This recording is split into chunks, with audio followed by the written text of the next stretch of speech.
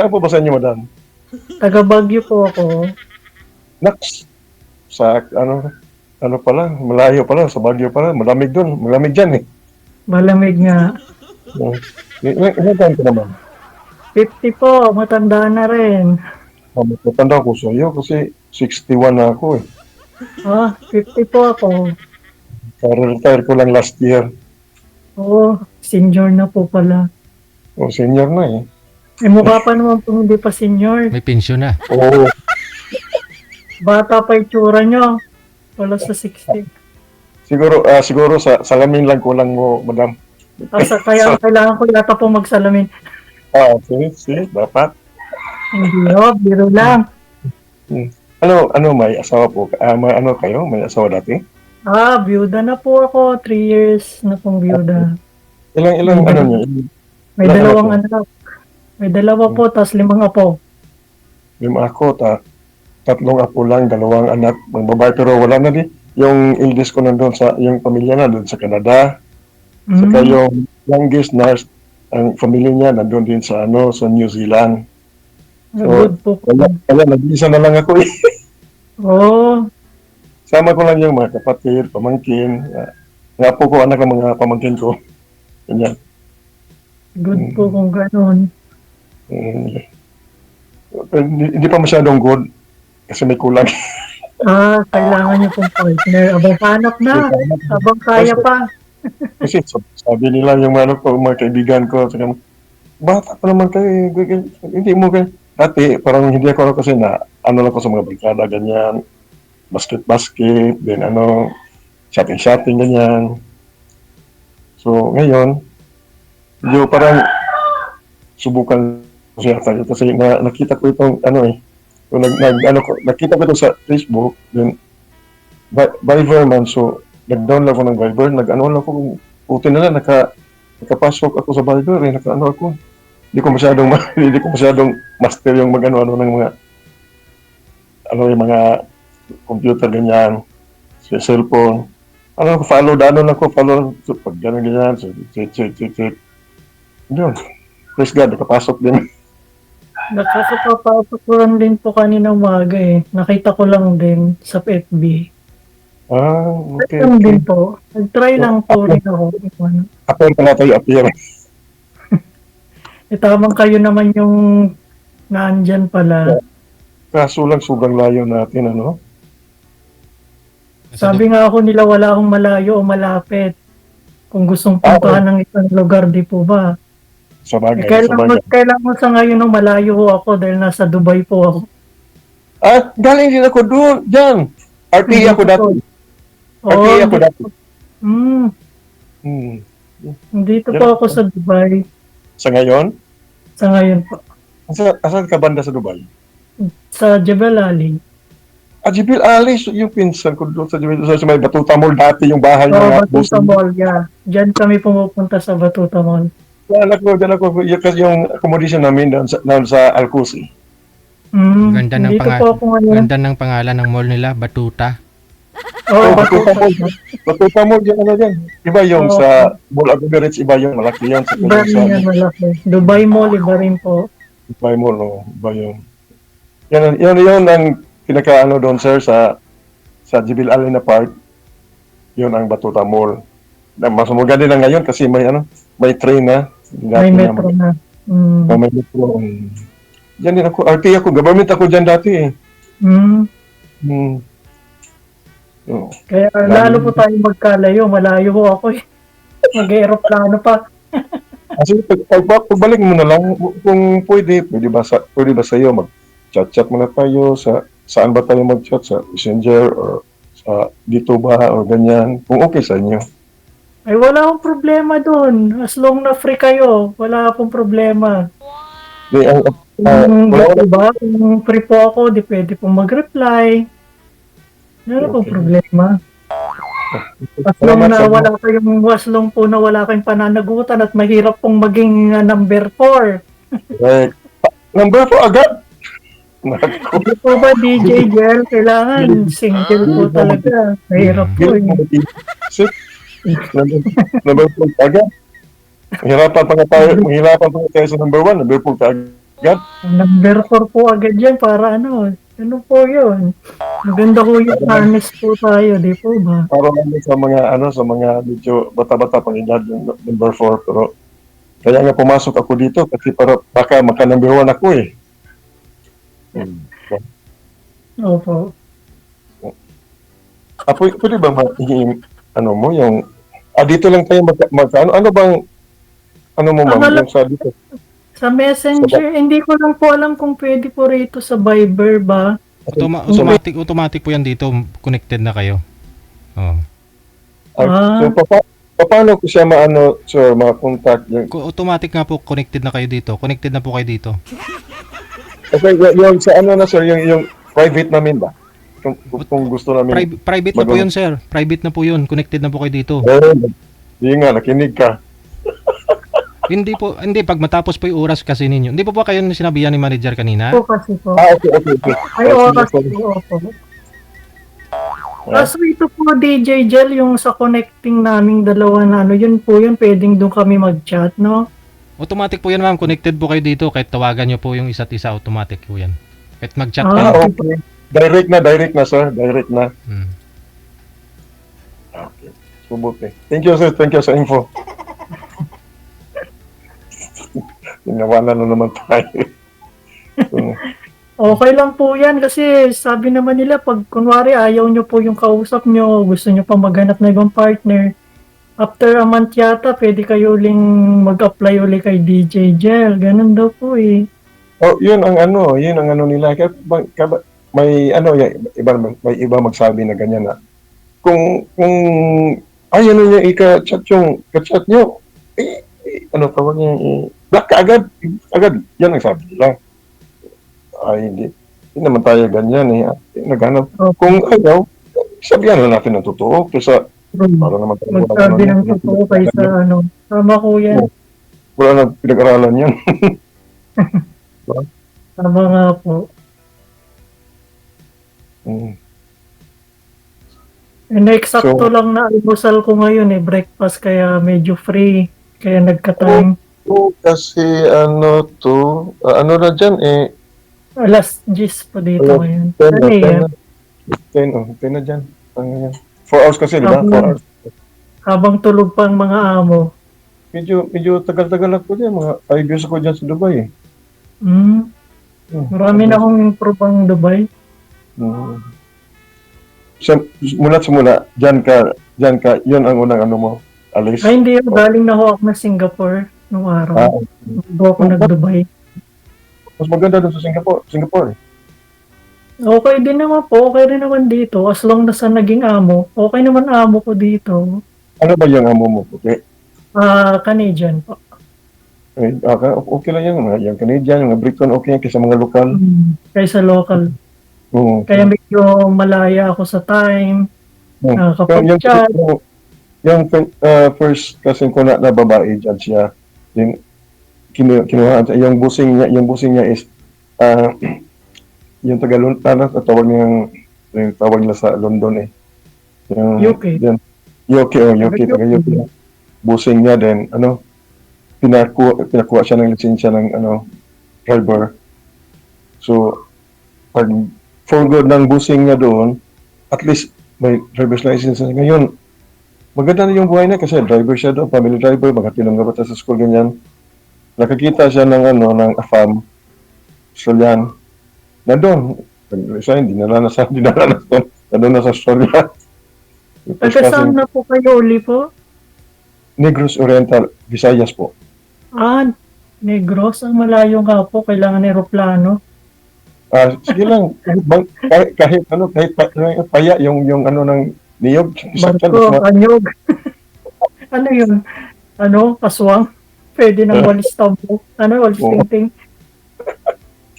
Negros, malayo na po. Mag-almusal ka? Tapos na po. Tapos mag-i-start na rin ng work maya-maya. Sige. Wala problema. Basta pwede mo, diretso na ako tawag sa inyo para okay, ano yung trabaho mo. Ba? Sige po. Tanong pa po kayo, ma'am, kasi kailangan ninyo magtanong dito na may oras po kayo dito, ma'am. Tanong po kayo. Ako na laging tanong. Tanong po kayo tungkol sa buhay ni Sir. Kasi pareho kayong searching. Wanted kayo, sweetheart. So, kilalanin po ninyo background. Alamin nyo po yung background. Ano po work nyo dyan? Nag-retire na ako last year. Retired, okay. Ako ang trabaho ko dito before, ako ang nag-manage sa operation ng mga armored car vehicle dito sa Negros Oriental. Yung mga bangko dito sa company namin nagre-renta ng mga armored vehicle, yung sasakyan ng mga pera. Saka at the same time, ako din ang nag-manage sa mga security escorts ng mga armored car, armored vehicle. Pero last year nag-retire na ako kasi 16 ako last year eh. Ngayon 61. So, Nadagdagan ng isang ano dito. naghahanap kayo ng magiging partner sa buhay. Yes, nilagay ko doon sa ano eh. Mm. Straight eh, direct to the point eh. Opo, tama naman po. Mabita naman pong straight kaysa magpaligo. Nandun din ang Hindi naman po papuntahan. tao. Buti niya yung diretso para malaman natin kung ano. Maganda rin yun. Saka maganda rin magkakilala ng maayos para mas maganda rin, di po ba? Correct ma'am. Mahirap din po magpadalos-dalos. Hindi naman magpadala. Lalo na sa mga babae. Kaya Yung po, maano agad sa mga yung sinasabi nila ng mga masasarap na mga salita, ganyan. Masasarap na mga purma, ganyan. Buti yung maano mo talaga, yung ma-outfit mo talaga kung ano ba talaga, taong to, ganyan. Next question. wala na akong wala na po tanong eh. Basta ako, Putilio ha, pwede naman mapakita ko sa inyo yung annulment papers ko eh. Ay, Yung hindi galing na okay. talaga. Hindi na rin Galing na kailangan talaga. mo ito. Yung galing na talaga Talaga sa piso. Galing na talaga sa piso yung pagpuat ko ng piso, may nunod doon, ganyan na. Bakit to kayo naghiwalay, Sir, ng asawa ninyo? Ano po nangyari? Explain nyo po. Oh, akala ko si Madam magtanong, ikaw nagtanong sa kasi Oo nga po, ba't kasi kayo naghiwalay? ganito kasi yung bago pang nauso yung mga cellphone ganyan, hindi ako marunong magano yan, yung misis ko lang kasi nasa office work siya eh. So marunong sa ganyan. Hanggang dumating ang panahon na para bang iba na yung ano, lahat gabi na, hindi ka tulog, may ka-chicks, ganyan. At hanggang dumating sa yung may nagsabi sa akin, ganyan. So, sinundan ko. Kaya nakita ko doon, lakad sila ng kaibigan niya daw. Lakad sila. So, galing sa, yung nag-walking ba ng sa Oval, ganyan. So, parang naano yung utak ko, parang nainit ako kasi totoo pala ganyan mo sabi. Naglakad sila ganyan. Parang, hindi naman naka-holding hands, pero dikit. So, naiba na talaga yung utak ko. Nakita ko yung tindera ng yung mangga. So parang nainganyo akong kunin yung kutsilyo na pang sa mangga eh. Pero praise God, hindi din ako nadula sa sa tentasyon ba sa mga sa mga devil ba. So sinundan ko na siya, nagpunta sa opisina niya, ganyan. Hindi ako nagpakita. Pumasok silang dalawa. Tapos naghintay lang ko sa hagdanan paglabas nila. Pagkakita niya, nandyan ako sa yun, nag-usap kami ganyan, hanggang abot na kami sa court, sa Lord. Interrogate kami sa fiscals kasi pag hindi masyadong mano yung kaso, hindi niya naabot sa judge. So, sabi ko sa kanya na mag-file ka ng annulment. Pag hindi ka mag-file, ako mag-file, mas mahiya ka kasi doon ko sa opisina niyo i-address. So, file siya. Okay. Pag file niya, nagpunta talaga ako sa fiscal, nagtanong ko sa fiscal. So, Tony, pwede bang hindi lang ako mag-file sa kasi weekdays yan eh. Pag weekdays, maka-absent ako, yung income ko, mabawasan niya. Support naman ako sa dalawang bata ko, maliit pa dati eh. School nila, so, kailangan mag-absent ka sir, sabi ng fiscal, para kahit 1 day lang para ma-interrogate ka dito, ganyan. So pag interrogate namin, parang yung fiscal parang walang na walang na kuha na basihan ba na pala ano pala ko. So pinadala ko ng message ng dito ng galing sa fiscal na hindi na para bang na ano ba yung kasong pinay niya, hindi inunuran ng korte. So sinabihan ko sa ano ba ito? Bakit hindi dinloy? Bakit ganyan? So ako na lang mag-file. Sabi niya, hintay ka. May kasunod. Huwag naman galit, ma'am. Biniro ko ba? Huwag naman galit, ma'am. So, totoo siguro siya nasabi na yung the more you hate, the more you love. Sabi niya, sinabihan niya ko. Kasi isang bahay na din kami. Hindi kami naghiwalay sa bahay. Kasi sabi ng mga in-laws ko, mga uncle sa kapatid niya, sabi, huwag kang alis dyan sa bahay, huwag kang abandon dyan sa bahay. Then, may pagkatao na nag-hire ng sa Dubai. So, nag-apply ako. Then, pinaano ko talaga na madali yung enrollment para pag alis ko ng Dubai, is clear na yung papers ko. Kasi, bago pang may mangyari na sa akin doon, baka siya maka-benefits, hindi yung mga bata ko. Yan ko. Kapag may resulta na, hingi ako sa kanya resulta, sabi niya, bayaran mo ako ng 30,000. Hindi na ako mag-ano ng hininga ng copy kasi alam ko naman natin, pinakita mo na ako. Sayang yung 30,000, sabi ko sa kanya. Before, alam niyang alis ako, before ako alis, binigyan niya ako ng copy. So, sabi ko, hindi ako makabayad dito sa walang bayaran yan, walang mabayaran kahit isang sentimo. So, at that time, 1 week after, di pa na ako ng Dubai. So, galing ako ng Dubai, hindi na ako umuwi sa amin, diretso na ako dito sa aming probinsya. Yan naman, dahilan pala na wala. Para bang, tinatawag na by third party. Yan ang dahilan. Pero yung mga in-laws ko, yung mga nasa akin lahat ng sabi ko nga, huwag kang mag-abandon sa bahay niyo. Huwag mong iwanan yung mga bata. So, may pagkataon na may hiring sa Dubai, kaya akong apply. So, wala ako ambisyon mag-apply ng Dubai eh. May pagkataon lang sa office namin, lagi kami nagpupunta sa DFA. So, nagtatanong ako sa gwardiya doon, partner, so, nakakuha ako ng passport. Yung passport ko nakuha mga 15 years ago. Lagi, kahit expire na, hindi pa ako naglipad, lagi ko nang pinarenew. Dumating ang panahon na nagamit ko pala yun. So sa 16 kaming umalis ng Dubai, ako lang isa nauna doon kasi ako kumpleto na ako sa papers. Yung kasama ko, naghintay pa kasi dati 1 month pa dumating yung Manila passport eh.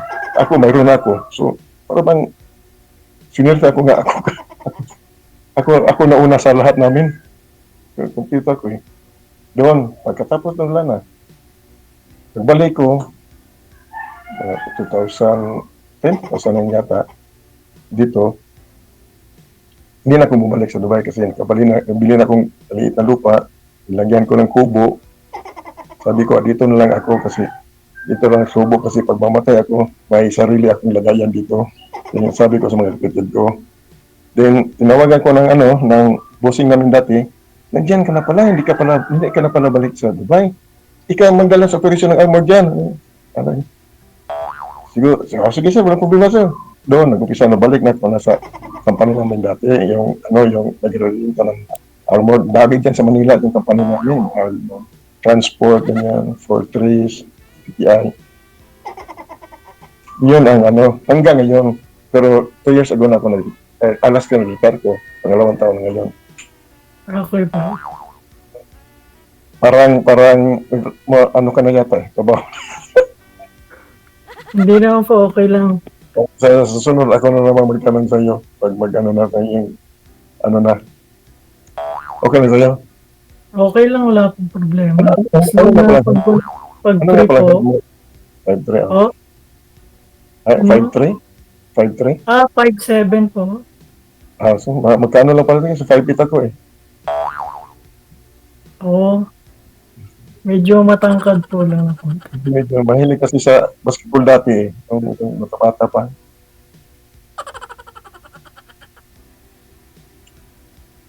So, ano nga po yung full name mo, ma'am? Yan po yung nandyan po, Maris Arcega Castillo. Okay. Binas ka. Ako nga pala, hindi ko pala pwede sabihin. Sorry, DJ. Oo pala. Sige, baka may trabaho ka pa, at least magkausap na tayo. My first Okay po kasi ano po mag-i-start na po ako uli. Kaya work Sige. po muna. Maraming salamat sa inyo. Thank you so much sa time ninyo. Good luck. Okay. Trabaho pa si ma'am. Oo.